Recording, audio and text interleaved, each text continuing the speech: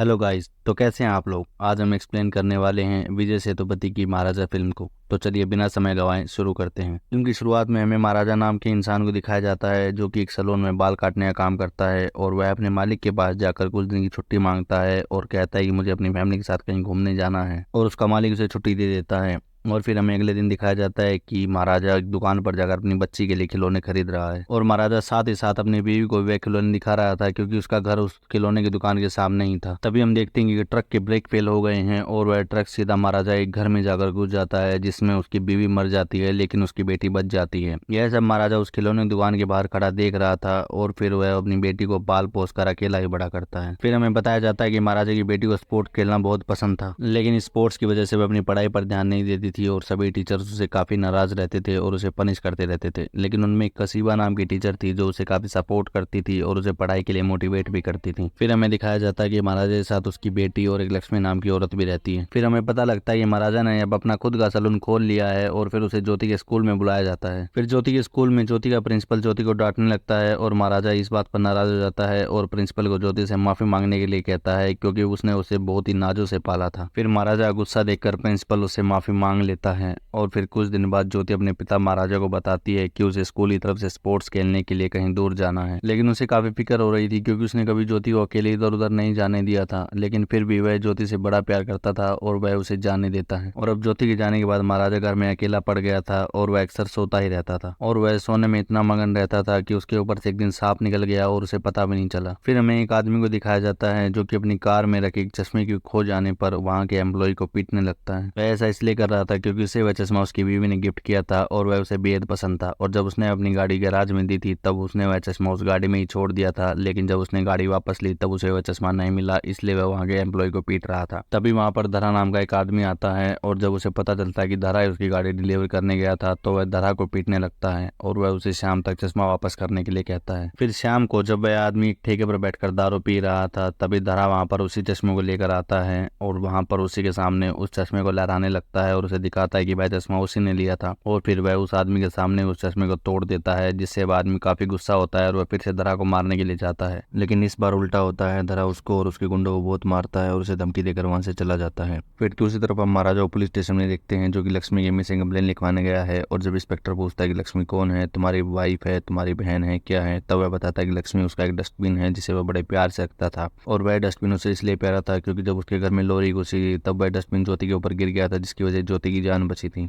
Inspector उसे पागल समझकर वहां से भगाने लगता है लेकिन महाराजा वहां से नहीं जाता और तोड़फोड़ करने लगता है और कहता है कि जब तक तुम लोग लक्ष्मी को नहीं ढूंढोगे मैं यहाँ से नहीं जाऊंगा। फिर इंस्पेक्टर उसे कहते हैं कि जब तक हमारे सीनियर नहीं आते तब तक यहीं वेट करो। फिर हमें एक चोर को दिखाया जाता है जो कि आरटी ऑफिसर के घर में घुसकर कुछ गहने और पेपर्स चोरी कर लेता है। लेकिन यह एक चोरी नहीं थी बल्कि पुलिस वालों ने एक चोरी के सीन को रिक्रिएट किया था कि चोर ने कैसे चोरी की होगी और बिना पता लगने दिए वहां से निकल गया होगा। लेकिन बाद में हमें पता चलता है कि वरदराजन एक बहुत ही घटिया किस्म का इंसान है। वह असली गहनों के बजाय नकली गहनों लोगों को थमा देता है और चोरी का केस सोल्व करने के लिए उनसे पैसे भी ले लेता है। फिर वरदराजन जब थाने आता है और वह थाने की हालत देखकर चौंक जाता है तो वह महाराजा को बुलाता है और उसे केस के बारे में पूछता है। तब महाराजा बताता है कि जब मैं सैलून बंद करके गया वहां पर पहले ही 3 लोग छुपे हुए थे और फिर उन्होंने लक्ष्मी को चुरा लिया। और फिर वरदराजन भी लक्ष्मी के बारे में पूछता है और महाराजा बताता है कि लक्ष्मी मेरा एक डस्टबिन है। और फिर वरदराजन पूछता है कि तुमने ऐसा डस्टबिन में क्या छुपा रखा था और फिर महाराजा बताता है कि उस डस्टबिन में कुछ नहीं था, वह तो खाली था लेकिन वह मेरे लिए बहुत ही खास था। फिर वरदराजन को लगता है कि यह पैसा कमाने का बहुत अच्छा मौका है और फिर वरदराजन उस केस को ले लेता है और अपने लोगों से इस बारे में बात करता है कि उस रेस्टोरेंट में जरूर ऐसा कुछ न कुछ रहा होगा जिसके लिए यह आदमी यहाँ पर रिपोर्ट लिखवाने तक चला आया। फिर हमें सेल्वा नाम के एक चोर को दिखाया जाता है जो कि उन्हीं घरों में चोरी करता है जहाँ पर लेडीज होती है और कभी कभार वो जिस घर में चोरी करता है वहां पर लेडीजों का रेप भी कर देता है। और फिर हमें बताया जाता है कि सेल्वा की शादी हो रखी है और उसे एक बच्ची है जिसकी पीठ में एक घाव है जिसकी वो समय समय पर मरहम पट्टी करता रहता है लेकिन वो घाव जल्दी ठीक नहीं हो रहा। लेकिन उसकी फैमिली को नहीं पता कि वह एक चोर है बल्कि वह उनके सामने बेशरीफ बनकर रहता है और दिन में वह बिजली का काम करता है और उसी की दुकान पर महाराजा का डस्टबिन रखा हुआ था। और इस बात का सीधा मतलब यही निकलता है कि इसी ने उस रात महाराजा के घर चोरी करी थी। और पुलिस वाले महाराजा के डस्टबिन को ढूंढना शुरू कर देते हैं और अपने एजेंट्स को भी बोल देते हैं उस डस्टबिन को ढूंढने के लिए। महाराजा वरदराजन के यहाँ काम करने लगता है और उसने वरदराजन को यह प्रॉमिस किया था कि अगर वह उसका डस्टबिन लाकर दे देगा तो वह उसे 1 लाख देगा जिसमें से 50,000 रुपए एडवांस वह उसे दे चुका था। फिर एक दिन महाराजा पुलिस स्टेशन में वरदराजन का वेट कर रहा था तभी वहाँ पर उसी के जैसा एक आदमी आता है, वो कंप्लेंट लिखवाने आया था और वह बताता है कि मेरे यहाँ एक दरा नाम का आदमी काम करता था जो कि काफी दिन से गायब है। और जब वह महाराजा को उसकी फोटो दिखाता है तो महाराजा फ्लैशबैक में चला जाता है और फिर हमें पता चलता है कि महाराजा उसी रात सेल्समैन के पास जाकर उसकी कार के बारे में पूछता है। दरअसल जिस रात महाराजा के घर चोरी हुई थी और उसकी जब चोरों के साथ हाथापाई हुई तो उनमें से एक के पास एक टोल प्लाजा की कार की पर्ची निकली और उस कार के नंबर की मदद से वह उसके मालिक से मिलने आया था। और तभी दरा वहां पर आ जाता है और उस सेल्समैन को मारने लगता है और जब वह दरा वहां से जाने लगता है तो महाराजा भी उसके पीछे पीछे चलता है और फिर दरा को भी पता चल जाता है कि महाराजा उसका पीछा कर रहा है और दरा रास्ते में अपने दोस्तों को फोन करके एक जगह पर खड़े होने के लिए कहता है और महाराजा दरा का पीछा करते करते उसके दोस्तों तक पहुंच जाता है और उसके दोस्त मिलकर उसे बहुत मारते हैं और फिर महाराजा उन सबको मारने लगता है और दरा की पीठ पर निशान चेक करने लगता है क्योंकि जब उसके घर पर चोरी हुई थी तो उनमें से एक चोर की पीठ पर उसने चोट मार दी थी। और फिर दरा उसे बताता है कि हम 3 चोरों में से एक पुलिस वाला भी था और फिर दरा वहां से बाइक उठाकर भागने लगता है, लेकिन महाराजा को बहुत गुस्सा आता है और वह दरा की जाते जाते उसकी गर्दन काट देता है। और फिर कहानी प्रेजेंट में आती है और हमें महाराजा के वहां पर आने का मकसद पता चल जाता है और महाराजा यहाँ उसे पुलिस वाले को ढूंढने आए हैं जो कि उस रात उसके घर में चोरी करने में शामिल था। और फिर उसी वक्त वहां पर वह सेल्समैन भी आ जाता है और वह पुलिस इंस्पेक्टर वो कंप्लेन लिखवाने लगता है और बताता है कि दरा ने उसी रात मुझे ही मारा और उसी रात मेरे पास मेरी गाड़ी की इन्फॉर्मेशन लेने के लिए एक आदमी भी आया था। और दूसरी तरफ हम देखते हैं कि पुलिस वाले एक आदमी के पास गए हैं ताकि वो महाराजा की इस डस्टबिन की जैसा सेम डस्टबिन बनवा सकें और महाराजा से पैसे खा सकें। और वह आदमी उन पुलिस वाले से कुछ दिन का समय मांगता है। और दूसरी तरफ हम देखते हैं कि सैलवा की बेटी का बर्थडे आने वाला है और वह अपनी बीवी को बताता है कि इस बर्थडे पर वह अपनी बेटी को एक सोने की चैन गिफ्ट करेगा। और सैलवा की बेटी के बर्थडे वाले दिन उसकी बीवी से कहती है कि अपना होलिया सुधार कर आना और सेविंग करवा के आना। और फिर वह सेविंग कराने के लिए महाराजा के सैलून पर जाता है। तभी सैलवा के पास उसकी बीवी का फोन आता है और कहती है कि तुम्हारी बेटी का जन्मदिन है और तुम समय से घर नहीं आई, जल्दी घर आओ। यह बातें महाराजा सुन लेता है और सैलवा की सेविंग करने लगता है। और वह जैसे ही ट्रिमर उठाता है वह देखता है कि उसकी बैटरी खत्म हो गई है और वह पास वाली दुकान से बैटरी लेने चला जाता है।